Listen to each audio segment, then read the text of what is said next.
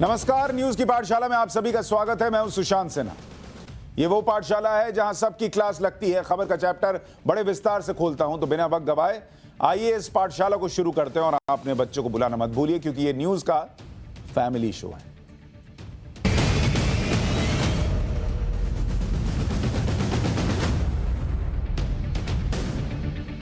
और सबसे पहले रोज की तरह पाठशाला में आपको बताऊं कि आज कौन कौन सी क्लास, कौन कौन सा चैप्टर।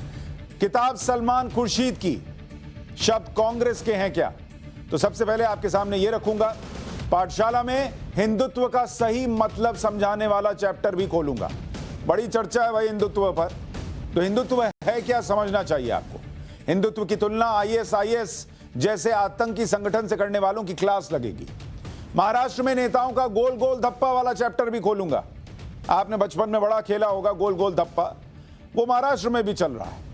20 किरदार आरोप, लगातार महाराष्ट्र का ग्रेट पॉलिटिकल ड्रामा दिखाऊंगा। और मुगल सीरीज में अकबर की 300 शादी वाला चैप्टर भी होगा, जिसमें जोधा अकबर को लेकर जो भ्रम है वो तोड़ने वाली क्लास लगेगी। तो आइए शुरू करते हैं। आज सबसे पहले हिंदू धर्म पर सियासत की क्लास।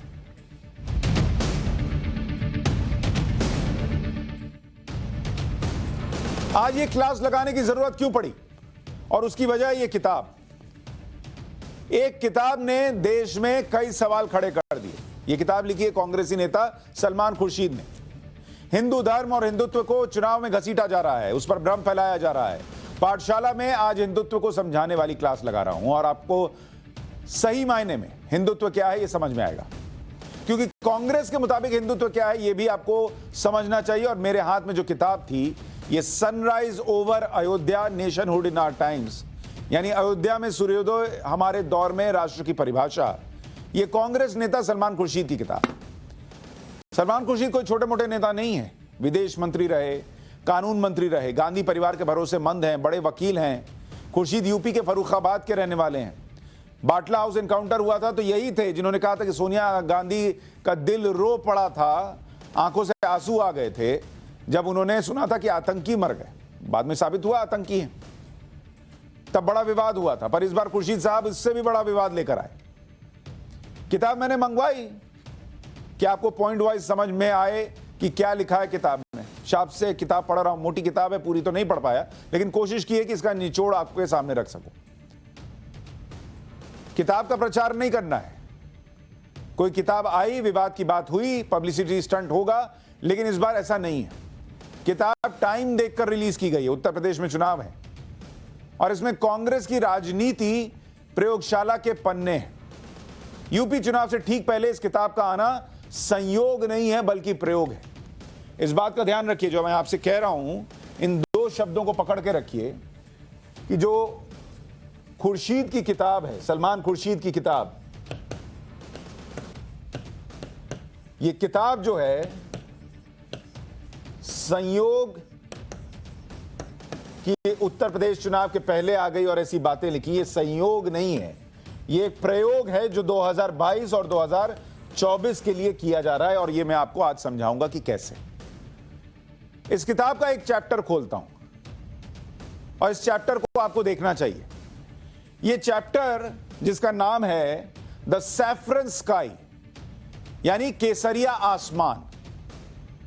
और इस चैप्टर की शुरू की लाइनों में जो लिखा है वो बहुत आपत्तिजनक और विवादित है।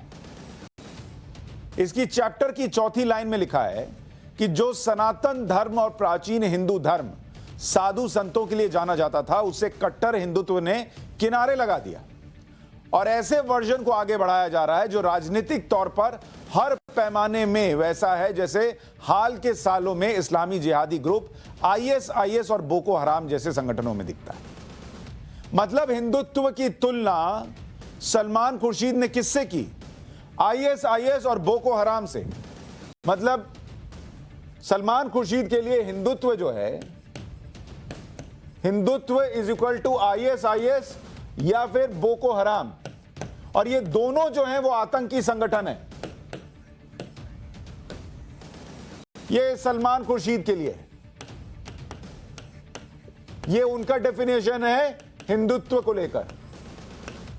मतलब सीधा आतंकी संगठन से कंपैरिजन कर रहा है। और सलमान खुर्शीद बड़े वकील हैं, कोई बात कोर्ट में भी रखते होंगे तो उनको पता रहता है कि इसका इंप्लीकेशन क्या होगा। जब जनता जज हो तो उनको पता है कि ये लिख रहा हूं यूपी चुनाव के पहले और किताब लॉन्च कर रहा हूं तो इसका क्या मतलब हो सकता है। इसलिए कहा संयोग नहीं है बल्कि ये प्रयोग है, क्योंकि ऐसा हो ही नहीं सकता कि उनको इस बयान के आफ्टर इफेक्ट ना समझ में आते हैं।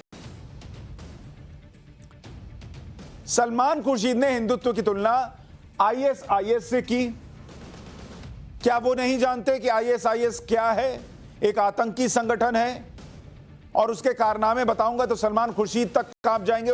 हालांकि वो जानते होंगे, लेकिन क्या है ये आईएसआईएस जिसका सलमान खुर्शीद जिक्र कर रहे हैं? इसका फुल फॉर्म क्या है? इस्लामिक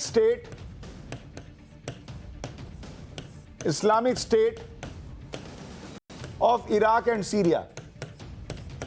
इराक एंड सीरिया, ये आईएसआईएस का फुल फॉर्म है। इराक और सीरिया में इस्लामिक स्टेट को लेकर यह हिंदुत्व है। खूंखार आतंकियों का संगठन है ये। टारगेट दुनिया में कट्टर इस्लामिक राज लागू करना। इनका टारगेट क्या है? इनका टारगेट है आईएसआईएस वालों का कि कट्टर इस्लामिक राज दुनिया में लागू हो, शरिया कानून को लागू करना, जिसको अभी आप अफगानिस्तान में सुन रहे थे। ये अपने तरीके से डिफाइन करते हैं शरिया कानून को और वो चाहते हैं कि वो दुनिया में लागू हो जाए। ऐसा कौन सा हिंदू देख लिया इन्होंने भाई भारत के अंदर जो चाहता हो कि कट्टर हिंदुत्व जो है, जिसमें लोगों को मारो काटो का हिसाब हो, वो पूरे भारत में लागू हो जाए? कब से देख लिया? और इसका सरगना कौन है? अबू बकर अल बगदादी। 2019 में इसके मारे जाने का दावा होता है। और इनका काम क्या है? काम इनका क्या है? आईएसआईएस का काम, आईएसआईएस के काम देख लीजिए। आतंकी हमला करना। किस हिंदू को आपने देख लिया आतंकी हमला करते हुए? कहां कहां आतंकी हमले हुए दुनिया में, बताइए जरा। मानव बम बनाना, कितने हिंदू मानव बम आपने देखे हैं देश भर में, दुनिया भर में, बताइए जरा। मुस्लिम युवकों का ब्रेन वॉश करना, यह इनका टारगेट रहता है। ब्रेन वॉश करो और उनको मानव बम बनाओ। गला काटो, गला काटने के वीडियो बनाओ बच्चे। इस चीज से, इस खूंखार आतंकी संगठन की तुलना हिंदुत्व से कैसे हो सकती है? मैं चैलेंज देता हूं सलमान खुर्शीद को, वो भी एक जा रहा हूं उससे। इसके लिए कोई किताब पढ़ने की जरूरत नहीं, आंख खोलिए आपको दिख जाएगा। हिंदुस्तान में जो लोग सुरक्षित हैं, आराम से हैं, उनके बीच आप बांटने का काम कर रहे हैं। यहां हिंदुत्व मतलब क्षमा, करुणा, साधना, प्रेम, प्यार, आस्था, यही हिंदुत्व है। इसे आतंकवाद से जोड़ना राजनीति का सबसे घिनौना चैप्टर है। सलमान खुर्शीद ने इसके बाद कहा बोको हराम से तुलना की। बोको हराम, अब ये बोको हराम जैसा आतंकी संगठन क्या है इसके बारे में भी जानिए। बोको हराम और आईएसआईएस दोनों दुनिया के सबसे भयंकर आतंकी संगठनों में। और इस बोको हराम का मतलब क्या है? यह अरबी शब्द है, अरबी शब्द। और इसका मतलब क्या होता है? पश्चिमी शिक्षा हराम। पढ़ने ही मत दो, पढ़ने दे देंगे दिमाग के द्वार खुल गए तो उसके बाद तो सब गड़बड़ हो जाएगा। इसलिए बोको हराम, सिर्फ मजहबी शिक्षा दो। 2009 से नाइजीरिया में तबाही मचा रखी है इसने। Global terrorism index 2015, global terrorism index GTI, इसमें यह नंबर 1 पर है। नंबर 1 आतंकी संगठन बोको हराम। और उससे आप हिंदुत्व की तुलना करते हैं। सलमान खुर्शीद ये पाठशाला देखें। हालांकि वो जो कर रहे हैं वो संयोग नहीं है, प्रयोग है, वो अभी साबित हो जाएगा। लेकिन वो ये जब जानबूझ के भी करते हैं तो सोचे देश में इसका क्या इंप्लीकेशन हो सकता है। बोको हराम ने 3 लाख से ज्यादा कत्ल किए, नरसंहार किए, बच्चों को ह्यूमन बॉम्ब बनाता है। हिंदुत्व में कहां हो रहा है ऐसा? शरिया लागू करना, बोको हराम के डर से 30 लाख लोग विस्थापित हुए हैं। हिंदुत्व को मानने वाला कोई आतंकी हमले नहीं, लेकिन वो किसी और धर्म के बारे में एक शब्द नहीं बोल सकते। बांग्लादेश का उदाहरण ले लीजिए, किसी ने दुर्गा पंडाल में कुरान रखने की अफवाह उड़ाई, उसके बाद कई हिंदुओं को मौत के घाट उतार दिया गया। अपने यहां हिंदुस्तान में दक्षिण के राज्य में कितने मंदिर तोड़ दिए गए। अगर आईएसआईएस और बोको हराम जैसा कुछ होता है तो सोचिए देश में क्या हुआ होता, और अच्छा नहीं हुआ। सलमान खुर्शीद ने हिंदुत्व की तुलना आईएसआईएस और बोको हराम से की। उनकी किताब से करोड़ों हिंदुओं की भावनाएं आहत हुई, पर सलमान खुर्शीद से जब इससे पूछा इस बारे में तो कहते हैं फर्क नहीं पड़ता। सुनिए एक बार उनको। The BJP and the RSS in a way is also saying that you have hurt Hindu sentiments by saying that. How would you respond to them? They are hurting my sentiments. How do they respond to that? करोड़ों हिंदुओं की भावना से फर्क नहीं पड़ता। कहते मेरी भावना आहत हो गई, उसका क्या? अरे आपने खुद लिखी, आपको किसी ने लिखने के लिए हाथ पकड़ के लिखवाया था क्या? केंद्रीय सूचना और प्रसारण मंत्री अनुराग ठाकुर ने टाइम्स नाउ समिट में करीब 40 मिनट पहले सलमान खुर्शीद की किताब और हिंदुत्व की तुलना आईएसआईएस बोको हराम से करने पर क्या कहा, वो भी एक बार सुनिए। सलमान खुर्शीद जी की किताब नहीं आई है जिसमें कहा है Hindutva is equal to ISIS और बोको हराम, कंपैरिजन किया है। बाहर निकल कर आते हैं जो पिछले 4.5 वर्षों में नजर नहीं आए। तुष्टीकरण की राजनीति शुरू हो जाती है, कोई जिन्ना का नाम जपना शुरू कर देता है। कुछ लोग ऐसे भी हैं जो बाटला हाउस कांड में शहीदों के घरों तक तो गए नहीं। जो हमारे इंस्पेक्टर शहीद हुए ML शर्मा जी, उनके घर नहीं गए, लेकिन अपनी पार्टी के वरिष्ठ नेताओं को लेकर आतंकवादियों के समर्थक और उनके परिवारों में घर गए और बाद में ये कहा कि हमारी नेता तो वहां फूट फूट कर रोई थी। आज अगर वो इस तरह की किताबें लिखते हैं तो अपने आप में ही समझ आता है कि चुनाव आते ही उनके मन में क्या चलना शुरू हो जाता है। या किताब बिकने के लिए कोई नई कंट्रोवर्सी खड़ी कर दो, या अपनी सोच को दिखाने का काम करते हैं। कुछ लोग चुनाव आते जनेऊ पहनना शुरू करते हैं, तो कुछ ऐसा काम करना शुरू करते हैं। तो ये देश अब समझ चुका है इनकी चाल को, इससे ज़्यादा फर्क पड़ने वाला नहीं है। और जहाँ तक राम मंदिर की बात है, वर्षों वर्षों तक 100 वर्ष से ज़्यादा ये केस और ये लड़ाई लड़ने के बाद जब सुप्रीम कोर्ट का निर्णय आया, तब भारत में भव्य राम मंदिर का निर्माण कार्य शुरू किया गया है और प्रधानमंत्री मोदी जी ने स्वयं उसका शिलान्यास करने का काम भी किया है। अब समझिए कि यह किताब, क्यों मैं कह रहा हूं कि संयोग नहीं प्रयोग है। आपको तस्वीर दिखाता हूं। बुधवार को बुक की लॉन्चिंग हुई, उसकी तस्वीर आपके सामने रखता हूं। राहुल गांधी के सो कॉल्ड गुरु दिग्विजय सिंह यहां मौजूद थे। इत्तेफाक है, यही दिग्विजय सिंह हिंदू टेररिज्म फैला रहे थे ना। यही दिग्विजय सिंह जो कह रहे थे कि मुंबई में हमला जो है वो हिंदू आतंकवाद था, पाकिस्तान को क्लीन चिट दे रहे थे, यही यहां मौजूद है। इत्तेफाक है। गांधी परिवार के करीबी पी चिदम्बरम यहां मौजूद थे। सोनिया गांधी के आंसू की कहानी दुनिया को बताने वाले सलमान और पी चिदम्बरम वहां खास तौर पर पहुंचे, और आगाज ऐसा हुआ तो अंजाम क्या होना था? अंजाम यह हुआ कि किताब के विमोचन के बाद से ही हंगामा होने लगा। मंच से ही चिदम्बरम ने राम मंदिर पर सुप्रीम कोर्ट के फैसले पर सवाल उठा दिए। सुनिए एक बार उनको। Because both sides have accepted it, it has become a right judgment. Judgment which both sides have accepted. Because both sides have accepted it, it has become a right judgment. Everyone who was accused, something like 300 people who were accused, were acquitted. So like no one killed Jessica, nobody demolished the Babri Masjid. इसी किताब में जो मंगाया हूं और आपको बता रहा हूं, सलमान खुर्शीद लिखते हैं कि सुप्रीम कोर्ट का फैसला ठीक था।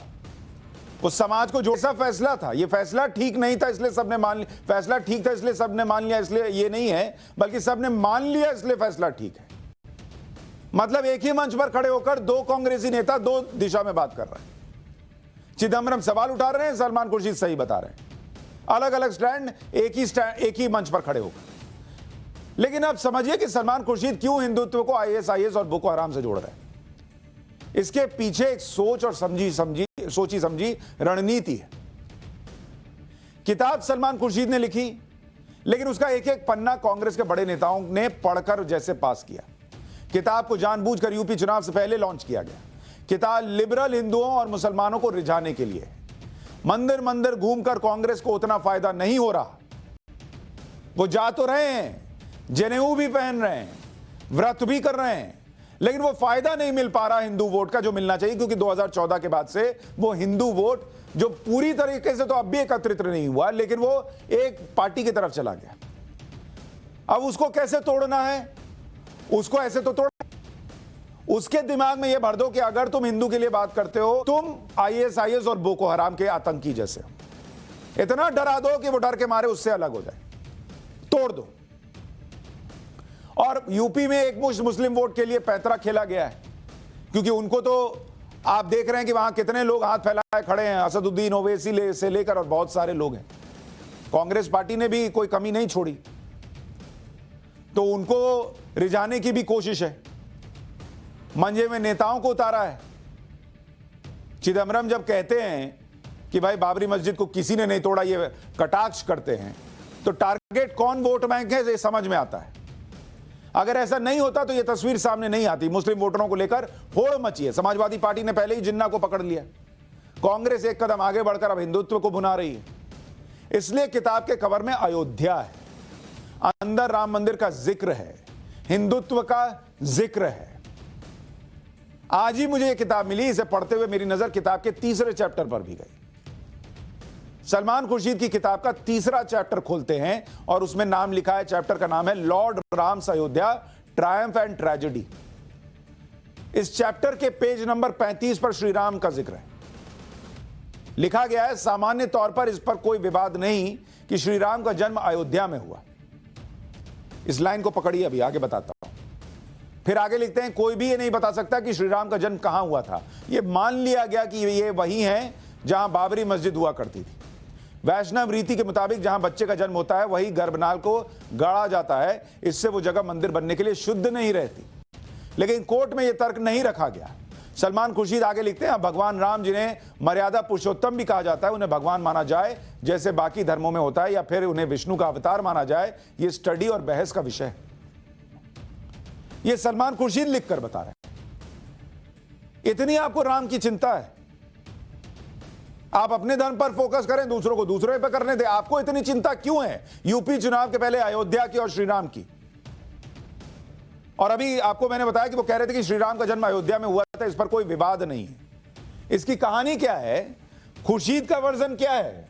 खुर्शीद को जब किताब लिखनी है चुनाव के पहले, तो कहते हैं कोई भ्रम नहीं, कोई भ्रम नहीं कि राम का जन्म कहां हुआ। यह खुर्शीद का वर्जन है। और जब कांग्रेस पार्टी 2017 में थी, यूपीए सरकार थी, 2007 में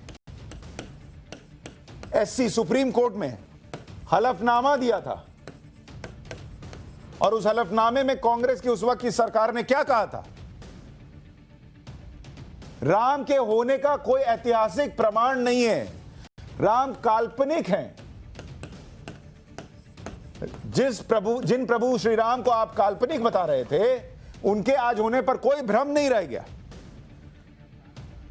अब उनको अवतार मान रहे हैं कि विष्णु के अवतार हैं कि भगवान हैं। उनके अयोध्या में होने पर कोई विवाद नहीं बचा। उनके जन्म स्थान पर सवाल उठा रहे हैं, कह रहे हैं कि श्री राम एक योगी पुरुष थे या अवतार। यह बहस का विषय है। पूरी किताब हिंदुत्व पर भ्रम फैलाने की साजिश जैसी लगती है, क्योंकि पहले आपको समझ में नहीं आता था जब आप सरकार में थे, और अब आपको समझ में आ रहा है, और वो भी चुनाव के ठीक पहले। और कांग्रेस जो है वो हिंदुत्व को लेकर अक्सर कंफ्यूजन में रही है। पहले नेहरू काल की बात करता हूं। साल 1994 में द हिंदू फिनोमिनन गिरिलाल जैन ने लिखी। नेहरू हिंदू सभ्यता के समर्थक थे, जैसे एहसान कर रहा हूं। उसके बाद द मीनिंग ऑफ इंडिया, लेखक राजा राव, वो लिखते हैं 3000 सालों से शिव पार्वती कृष्ण की पूजा कर रहे हैं, और यह हमको कहां लेकर आया? गुलामी और गरीबी में। यह पुराना चला आ रहा है नेहरू काल से। ये नेहरू बोलते थे, ये वो लिख रहे हैं कि नेहरू कहते थे कि शिव और पार्वती और कृष्ण की पूजा हमको कहां ले आई, गुलामी और गरीबी में। ये नेहरू के बोले हुए वर्जन वो लिख रहे हैं, राजा राव ने लिखा है। अब इंदिरा गांधी की बात। इंदिरा गांधी ने वोट बैंक के लिए हिंदुत्व का सहारा लिया। उनके मंदिरों में जाने की तस्वीरें आम थी। दिवंगत पत्रकार बलराज पुरी लिखते हैं, हिंदुत्व का सहारा उन्होंने जयप्रकाश नारायण को टक्कर देने के लिए लिया। तब भी टक्कर देने के लिए लिया था, हिंदुत्व का भला करने के लिए नहीं। अब राजीव गांधी की बात। राजीव गांधी ने हिंदू और मुस्लिम दोनों पक्ष के बीच बैलेंस बनाने की कोशिश की। शाहबानो केस और विवादित ढांचे के गेट खुलवाना इसके उदाहरण है। फिर सोनिया गांधी का दौर आया। कांग्रेस ने हिंदू आतंकवाद जैसे शब्द गढ़े, सुप्रीम कोर्ट में राम को काल्पनिक बताया। मुस्लिम तुष्टीकरण पूरे जोर से चला। फिर अब ये नया वाला राहुल प्रियंका का दौर। 2014 और 2019 में मिली हार के बाद खुद को हिंदूवादी दिखाने की कोशिशें हुई। कांग्रेस ने दिग्गज नेताओं के जरिए मुस्लिम तुष्टीकरण भी जारी रखा। मतलब मिक्स एंड मैच करके चलो। हिंदू धर्म को लेकर महात्मा गांधी और वीर सावरकर क्या सोचते थे? महात्मा गांधी की हिंदू धर्म की परिभाषा अहिंसात्मक साधनों से सत्य की खोज करना धर्म हिंदू धर्म है। ईश्वर में विश्वास नहीं होने पर भी खुद को हिंदू कहा जा सकता है। और सावरकर का हिंदुत्व क्या था कि सिंधु नदी से समुद्र तक भारतवर्ष को पुण्य भूमि मानने वाला हिंदू है। अब आपको किसका हिंदुत्व पसंद है नहीं है ये आप तय कर सकते हैं, लेकिन किसी भी हिंदुत्व में बोको हरम और आईएसआईएस की तरह गला रेत दो, लोगों की जान ले लो, ह्यूमन बॉम्ब बनाओ, बच्चों को बम बना दो, ये किसी हिंदुत्व में नहीं था।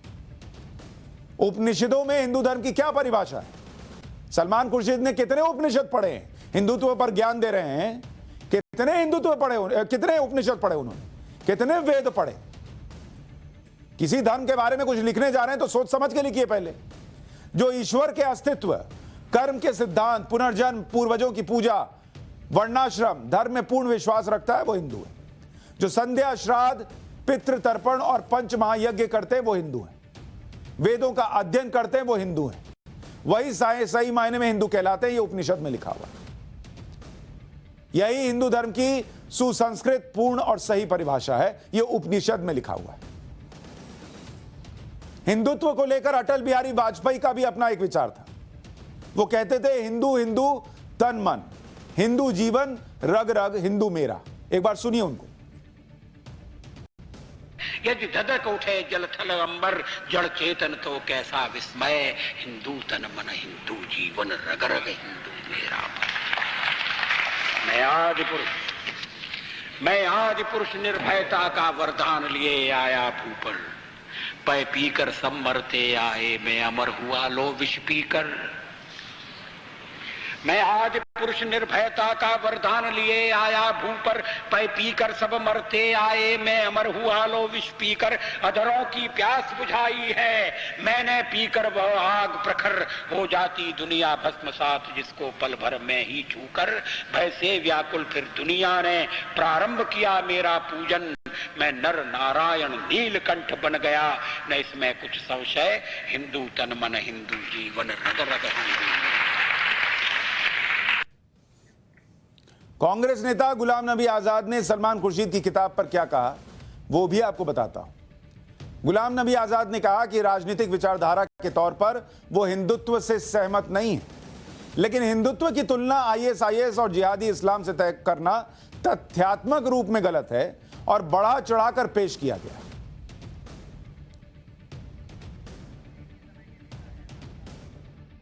मैं ये कह रहा हूं कि ये फैसला जो हुआ है ये आस्था को सामने रखे हुआ है, कानून के दृष्टिकोण से, सबूत के दृष्टिकोण से ये फैसला बिल्कुल नहीं है, मैं कह रहा हूं। लेकिन मैं दूसरी बात भी कह रहा हूं, यदि ये फैसला हिंदुओं के खिलाफ होता तो माफ करना, हिंदू इस फैसले को नहीं मानते।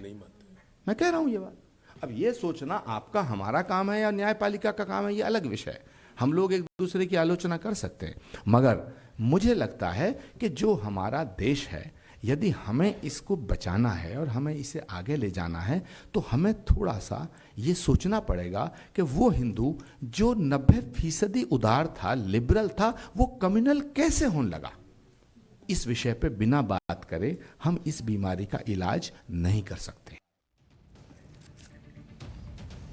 अब आप सोचिए, कांग्रेस के ही नेता गुलाम नबी कह रहे हैं कि हिंदुत्व की तुलना आईएसआईएस बोको हराम से नहीं करनी चाहिए, यह अतिशयोक्ति है, यह फैक्चुअली ठीक नहीं है।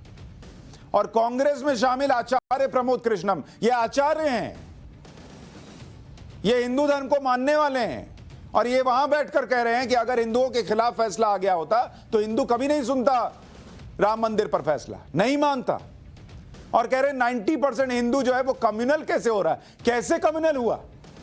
अगर 90% हिंदू कम्युनल हो रहा है तो आचार्य प्रमोद कृष्णम जी, आप भी धर्म बदलकर कुछ और बन जाइए। क्या जरूरत है फिर हिंदुओं की बात करने की? और कहां वो कम्युनलिज्म दिखता है ये भी तो बताइए। आपके पास जो आते हैं, चढ़ावा चढ़ाते हैं, उनमें से कितने कम्युनल हैं? और अगर कम्युनल होते इस देश में तो जितनी बड़ी संख्या है, आईएसआईएस और बोको हराम होते, तो आपको लगता है ये देश बचा होता? अफगानिस्तान में जो हो रहा है, क्या वो हिंदुस्तान में नहीं हो रहा होता? लेकिन अपनी पॉलिटिक्स के लिए किस हद तक लोग जाते हैं वो सोचिए। इसीलिए मैंने कहा कि यह किताब पढ़नी जरूरी नहीं है, इस किताब को समझना जरूरी है। क्योंकि यूपी चुनाव के पहले लॉन्च करना, हिंदुत्व की आतंकवाद से तुलना करना,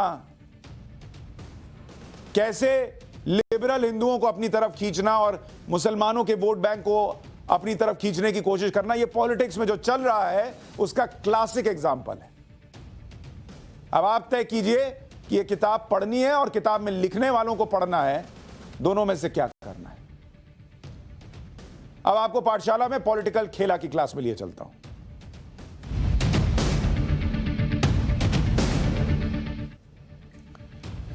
कभी कभी पॉलिटिक्स में गोल गोल धप्पा जैसा दिखता है। बचपन में खेलते थे, लेकिन अब यह पॉलिटिक्स में भी हो रहा है। महाराष्ट्र की राजनीति में यही गोल गोल धप्पा चल रहा है। आज पॉलिटिकल साइंस की इसी क्लास में आपको यह समझाएंगे कि महाराष्ट्र में हो क्या रहा है। और इस गोल गोल धप्पा वाले में दो कैरेक्टर हैं। सियासत का गोल गोल धप्पा, यह बड़ा इंटरेस्टिंग है, गोल गोल धप्पा। और इसके दो कैरेक्टर हैं। एक है नवाब मलिक, जो महाराष्ट्र सरकार में मंत्री हैं, और दूसरे कैरेक्टर का नाम है देवेंद्र फडणवीस, जो कि पिछले मुख्यमंत्री हैं, देवेंद्र फडणवीस। इन दो कैरेक्टर के बीच गोल गोल धप्पा चल रहा है। और इसके बाद जो बाकी के कैरेक्टर हैं वो यही लोग लेकर आए, और इतना कंफ्यूजन कर दिया कि समझ में नहीं आ रहा कि कौन क्या कहना चाहता है, किसे क्या कह रहा है और क्यों कह रहा है। पिछले साल भर से महाराष्ट्र में अजीब हाल है। एक उठता है, दूसरे को भला बुरा कहता है, दूसरा उठता है, अगले पर कीचड़ उछालता है, बीच में तीसरा आता है। तब पहले के दोनों कुछ दिन गायब रहते हैं, फिर तीसरा गायब हो जाता है, तब पहले वाले दोनों लौट कर आते हैं। कुल मिलाकर नेताओं नौकरशाहों ने जनता को मूर्ख बना दिया, या मूर्ख समझ रखा है। कि मतलब ये कुछ बोलते हैं, आरोप लगाते हैं। आरोप क्या लगा रहे हो भाई? आप सरकार में अरेस्ट करो। और ये जब अपनी सरकार थी इनकी, तब इन्होंने कुछ नहीं किया, अब ये आरोप लगा रहे हैं। कोई अंडरवर्ल्ड से बता रहा है कनेक्शन, कोई दाऊद से बता रहा है, जमीन का मामला है, कहीं नकली नोट का मामला। अरे सब पता है तो अरेस्ट करो। प्रेस कॉन्फ्रेंस क्या खेल रहे हो? मुंबई ड्रग्स केस में लड़ाई शुरू, कहां से शुरू हुआ वो समझिए। नवाब मलिक के दामाद समीर खान से, या कह लीजिए उससे भी थोड़ा पहले। लेकिन आज इस लड़ाई में 20 से ज्यादा कैरेक्टर शामिल हो चुके हैं। किसका क्या रोल है, उस पर फिल्म की स्क्रिप्ट लिखना हो तो वो भी कंफ्यूज हो जाए कि किसका कहां लिखना है, कहां जोड़ना है। ऐसी हालत हो गई है। 2 अक्टूबर को मुंबई में क्रूज ड्रग्स मामले में रेड डाली गई थी, आपको याद होगा। दोनों उसके बाद से इस केस में इतने कैरेक्टर आए कि यह कहानी बनी। और इसके कैरेक्टर देखिए, कौन कौन से कैरेक्टर हैं इस कहानी में।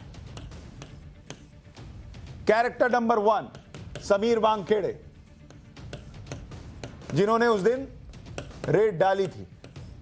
एनसीबी के zonal director, cruise drugs party में रेड मारी, आर्यन खान को पकड़ा था। अब तो यह भी मीम चल रहा है कि समीर वानखेड़े ने आर्यन को पकड़ा या आर्यन ने समीर वानखेड़े को। कैरेक्टर नंबर 2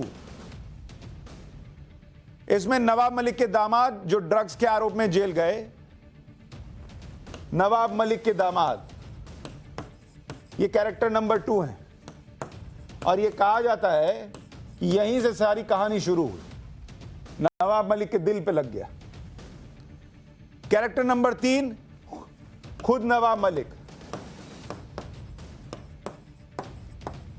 खुद नवाब मलिक जो महाराष्ट्र सरकार में मंत्री है।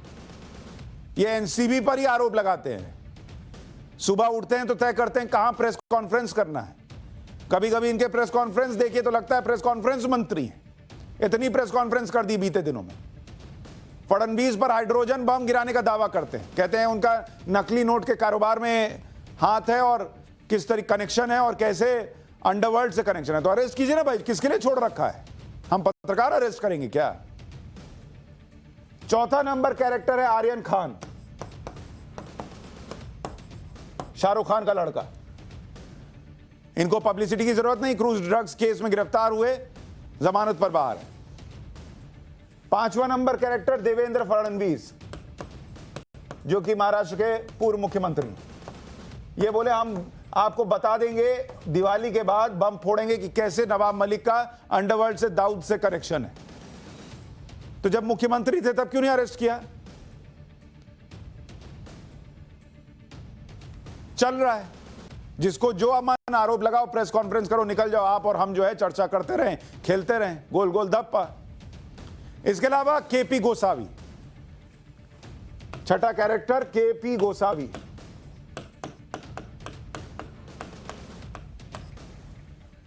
उसके बाद प्रभाकर सेल। इन लोग सबसे अभी पूछताछ चल रही है ड्रग्स मामले में। इसके बाद आठवां कैरेक्टर कौन है? पूजा डडलानी, ये शाहरुख खान की मैनेजर है। इसके बाद इसमें नौवां कैरेक्टर है विजय पगारे। अब ये इसके बाद फ्लेचर पटेल, ये भी गवाह है मामले में, आर्यन मामले में। फ्लेचर पटेल, मनीष भानुशाली, मोहित कंबोज, कितने नाम आपको बताएं, समय कम पड़ जाएगा। बस ये समझिए कि एक कहता है कि तुम्हारी साली ऐसी, दूसरा बोलता है तुम्हारा जीजा ऐसा, अगला कहता है तुम्हारा दामाद ऐसा, तो जवाब मिलता है अरे तुम्हारा भाई ऐसा। हद कर दी भाई। आज फिर से नवाब मलिक ने प्रेस कॉन्फ्रेंस की, बहुत बड़ा खुलासा करने वाले थे। क्या बताए वो सुन लीजिए एक बार।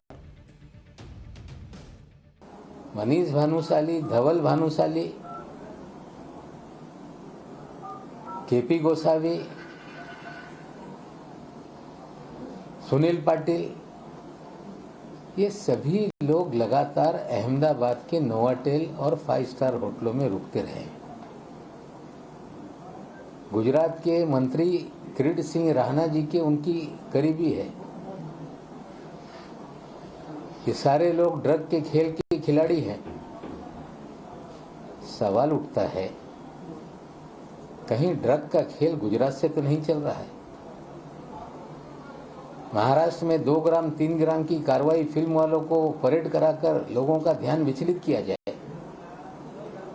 और गुजरात से ड्रग का खेल चलता रहे, ये शंका लोगों के मन में खड़ी हो रही है। एनआईए के पास मुंद्रा पोर्ट की जांच है। द्वारका में फिर 350 करोड़ का ड्रग पकड़ा गया। उम्मीद करते हैं कि इसकी जांच सही दिशा में जाएगी। नवाब मलिक पत्रकार की भूमिका में आते हैं। खुद पत्रकार इधर बैठे रहते हैं, लेकिन वो खुद इधर बैठकर खुद ही सवाल पूछते हैं प्रेस कॉन्फ्रेंस में। किससे पूछते हैं? अरे भाई कार्रवाई क्यों नहीं करते हैं? नवाब मलिक जो बता रहे हैं उसकी शुरुआत महाराष्ट्र में हुई इसी साल जनवरी में। यह आपको जानना चाहिए क्योंकि उसी के बाद इसमें इतने किरदार जुड़े। 13 जनवरी 2021 को समीर वानखेड़े को एनसीबी ने गिरफ्तार किया। माफ कीजिएगा, समीर खान को एनसीबी ने गिरफ्तार किया। समीर वानखेड़े ने समीर खान को गिरफ्तार किया था, जो कि नवाब मलिक के दामाद हैं। और उसके बाद सारा हंगामा शुरू हुआ। एनसीबी ने समीर खान पर 194 किलो गांजा रखने का आरोप लगाया। इस मामले में ब्रिटिश नागरिक करण सजनानी वो भी अरेस्ट हुए। 27 सितंबर को समीर खान को जमानत मिली। दामाद की गिरफ्तारी के बाद से नवाब मलिक फॉर्म में आ गए। एनसीबी पर एक के बाद एक आरोप लगा रहे हैं। उनके दामाद को फंसाया, यह भी आरोप लगा दिया। इस मामले में तो आरोप लगाने की रेस लग रही है। ड्रग्स रखने, नकली नोट, किडनैपिंग, फिरौती, ड्रग्स तस्करी, रिश्वत उगाही, ब्लैकमेलिंग, अंडरवर्ल्ड से संबंध सब डाल दिया। आरोपों की रेस में मंत्री, नेता, नौकरशाह सब शामिल हैं। अपना असली काम छोड़कर आरोप खेल रहे हैं। नवाब मलिक 15 दिन में 9 प्रेस कॉन्फ्रेंस कर चुके हैं। मतलब प्रेस कॉन्फ्रेंस का खेल चल रहा है। नवाब मलिक का देखिए, नवाब मलिक साहब 15 दिन 9 प्रेस कॉन्फ्रेंस। मतलब जब उठे प्रेस कॉन्फ्रेंस कर दिया। नेता ऐसे होते हैं कि एक करते हैं, उसके बाद दूसरा कब करेंगे पत्रकारों को पता नहीं होता। और 20 से ज्यादा आरोप लगा चुके हैं। 20+ आरोप ये लगा चुके हैं। देवेंद्र फडणवीस 2 प्रेस कॉन्फ्रेंस कर चुके हैं। कुल मिलाकर हालत यह है कि ईडी की जांच होगी तो मुंबई पुलिस की भी जांच होगी। मुंबई पुलिस केस रजिस्टर करेगी तो सेंट्रल एजेंसी कूद पड़ेगी। हो क्या रहा है भाई? जिनके पास भी सबूत है वो कोर्ट क्यों नहीं जाते? एजेंसी को क्यों नहीं देते? पहले क्यों नहीं किया? अब एक दूसरे पे क्यों लगाते हो और सिर्फ प्रेस कॉन्फ्रेंस करके कहां चले जाते हो? एक बोलता है मैं बम फोड़ूंगा, दूसरा कहता है मैं हाइड्रोजन बम फोड़ दूंगा, तीसरा कहता है एटम बम लेकर आऊंगा। अरे दिवाली से सबको दिक्कत है, सियासी दिवाली चल रही है, बम फोड़ रहे हैं। और लहूलुहान कौन हो रहा है? जनता हो रही है। यह पाठशाला ऐसे नेताओं के लिए थी कि पार्टी कोई भी हो उनको समझिए, उनसे सवाल पूछिए, इनके रिकॉर्ड रखिए। और नेताजी वोट मांगने आए तो पाठशाला का क्लिप चलाकर पूछिए कि भैया इस पर क्या किए बताओ। बम फोड़े थे ना, हाइड्रोजन बम फोड़े थे ना भाई, उस बम से किए क्या ये तो बताओ। ये पूछिए उनसे जब वो आपके पास अगली बार वोट मांगने के लिए आए। फिलहाल एक छोटा सा ब्रेक ले लीजिए, उसके बाद हिस्ट्री की क्लास।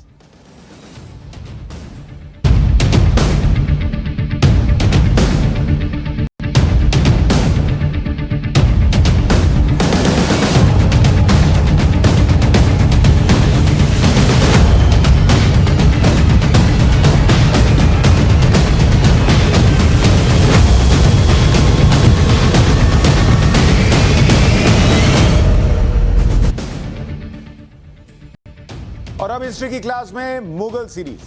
और आगे बढ़ने से पहले थोड़ा सा रिवीजन। अकबर के चैप्टर के बारे में आपको बता रहा हूं बीते कुछ दिनों से। और पिछली क्लास में रानी दुर्गावती के बारे में आपको बताया था। गोंडवाना पर अकबर ने हमला किया था। रानी दुर्गावती ने बहादुरी से मुगलों का सामना किया और कई बार मुगलों को खदेड़ने के बाद रानी दुर्गावती की हार हुई। उन्होंने जान गंवाई लेकिन अपना सम्मान नहीं गंवाया। मुगलों के हाथ लगने से पहले रानी ने अपनी जान दे दी। उसके बाद चौरागढ़ के किले में महिलाओं ने जौहर किया। अब मुगल सीरीज में आगे की बात है। मुगल सीरीज में अब अकबर की शादी का चैप्टर। अकबर की शादियों को लेकर कई तरह की बातें प्रचलित हैं। जोधाबाई के साथ अकबर के विवाह का अक्सर जिक्र होता है। अकबर की शादियों को लेकर बॉलीवुड में कई फिल्में भी बनी, लेकिन इन फिल्मों में सबने अपने हिसाब से इतिहास की परिभाषा गढ़ी। अकबर की पहली शादी 1561 में हुई। जहांगीरनामा के मुताबिक अकबर के हरम में 300 पत्नियां थी। इनमें 3 बीवियां सबसे ज्यादा प्रभावशाली थी, रुकैया सुल्तान, हीरा कुंवर और सलीमा सुल्तान। अकबर की तीनों मुख्य पत्नियों को कई अधिकार मिले हुए थे। 300 में 3 मुख्य पत्नियां। अकबर की पत्नियों के बारे में अकबरनामा में कोई जिक्र नहीं है। इतिहासकारों ने जहांगीरनामा से अकबर की पत्नियों के बारे में जानकारी ली। हालांकि कई इतिहासकारों का यह भी मानना है कि अकबर के हरम में 300 से ज्यादा महिलाएं शामिल थी, लेकिन इसका प्रमाण कहीं नहीं मिलता। अकबर ने अपने जीवन काल के दौरान कई शादियां की थी। अकबर की पहली शादी के समय को लेकर इतिहासकारों में थोड़ा मतभेद भी है। 15 साल की उम्र में अकबर की पहली शादी हुई, यह कहा जाता है। चचेरी बहन रुकैया सुल्तान से अकबर की शादी हुई। रुकैया के पिता मिर्जा हिंदाल अकबर के चाचा थे। हुमायूं का सबसे छोटा भाई था मिर्जा हिंदाल। 9 साल की उम्र में अकबर और रुकैया की सगाई हुई। रुकैया बेगम 1605 तक मुगल साम्राज्य की मलिका थी। मुगल सल्तनत पर रुकैया बेगम का काफी प्रभाव था। अकबर की शादियों का सिलसिला हुमायूं के हिंदुस्तान से बाहर रहने के दौरान ही शुरू हो गया था। दरअसल उस दौर में संबंध सुधारने के लिए, सहारा देने के लिए शादियों का चलन आम था। इसलिए अकबर ने बैरम खान की पत्नी से भी शादी की थी। बैरम खान ने हुमायूं की भांजी सलीमा से शादी की थी। 1561 में बैरम खान की हज के दौरान मौत हो गई, जिसके बाद अकबर ने सलीमा बेगम के साथ शादी कर ली। उस समय तक अकबर दिल्ली से आगरा आ चुका था। आगरा पहुंचने के बाद अकबर ने फिर से शादियां की और इन्हीं में से एक शादी उसने जोधाबाई के साथ की थी, यह कहा जाता है। जोधाबाई को लेकर इतिहासकारों में काफी मतभेद है। कुछ का कहना है कि वह अकबर की नहीं, जहांगीर की पत्नी थी।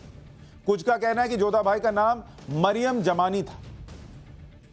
जोधाबाई और अकबर की शादी पर फिल्में बनी, सीरियल बने, जिन पर काफी विवाद भी हो चुका है। अकबरनामा में भी जोधाबाई का कोई जिक्र नजर नहीं आता। जोधाबाई को लेकर कई विवाद है। इतिहासकारों का कहना है कि जिन जोधाबाई को अकबर की बेगम बताया जाता है, उनका नाम दरअसल कुछ और ही था, क्योंकि जोधाबाई का जिक्र न तो अकबर की जीवनी में है, न जहांगीर की जीवनी में। जोधाबाई का नाम असल में हरकूबाई था, यह कहा जाता है। हरकूबाई आमेर के राजा बिहारी मल की बड़ी बेटी थी। राजा बिहारी मल ने 1562 में अकबर की अधीनता स्वीकार कर ली थी। बिहारी मल ने हरकूबाई का विवाह अकबर के साथ कर दिया। बिहारी मल पहले राजपूत थे, जिन्होंने मुगलों से रिश्तेदारी जोड़ी, तो बाद में हरकूबाई मरियम जमानी के नाम से मशहूर हुई। सलीम के जन्म पर हरकूबाई को मरियम जमानी की उपाधि मिली थी। जोधाबाई को लेकर विवाद की शुरुआत अंग्रेज लेखक लेफ्टिनेंट कर्नल जेम्स टॉड की किताब की वजह से हुई। जेम्स टॉड ने अपनी किताब annuls and antiquities of Rajasthan में लिखा कि जोधाबाई और अकबर की शादी के कारण मुगलों का संबंध जोधपुर से स्थापित हुआ। इसी किताब के फुटनोट में किताब के संपादक विलियम कुक ने आईने अकबरी का जिक्र करते हुए लिखा कि जोधाबाई अकबर की नहीं बल्कि जहांगीर की पत्नी थी। जाहिर है कि जोधाबाई पर फिल्में बनाने वालों ने इस फुटनोट को नजरअंदाज किया होगा और इसीलिए विवाद इतना बढ़ता चला गया। लेकिन जो भी हो, कहानियां अपनी तरह से हैं और इतिहास इसीलिए कहता हूं कि कई बार जैसा दिखता है वो इसलिए दिखता है क्योंकि इंटरप्रेट करके बताने वाले ने अपने हिसाब से बताया। पूरी तरीके से पढ़ा नहीं पढ़ा, क्या रखा और क्या छांटा, यह भी समझना जरूरी होता है। और इसलिए पाठशाला में हिस्ट्री की क्लास रोज लेकर आता हूं ताकि वो हिस्ट्री पता चले जो काटी छाटी गई। पाठशाला में आज के लिए इतना ही। नमस्कार।